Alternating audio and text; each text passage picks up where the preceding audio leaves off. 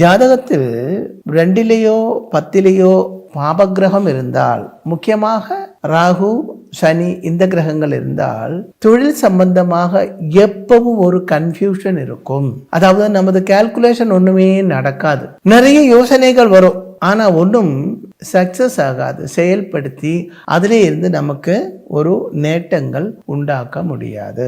உங்க ஜாதகம் அப்படித்தான் இருக்கிறதா என்று பார்க்க வேண்டும். அதே மாதிரி சிலவர் ஜாதகத்திலே பாக்கிய உதயம் எப்போ என்று முதல் தெரிய வேண்டும். சிலவருக்கு சின்ன வயசிலே பாக்கியம் இருக்கும், சிலவருக்கு மத்திய வயசு ஆகும்போது பாக்கியம் இருக்கும், சிலவருக்கு அந்திய காலத்திலே இருக்கும், அதாவது மத்திய வயசுக்கு மேல. அதாவது ஜாதகத்தில் பாபகிரகங்களோட தசாகாலத்தில் கஷ்ட நஷ்டங்களும், சுப கிரகங்களோட தசாகாலத்தில் சௌபாகியங்களும் உண்டாகும். கஷ்ட நஷ்டங்கள் வரப்பட்ட பாபகிரகங்களே பாபகிரகங்கள் பார்க்கறதா இருந்தால் ரொம்ப பெரிய துக்கங்கள் உண்டாகும்.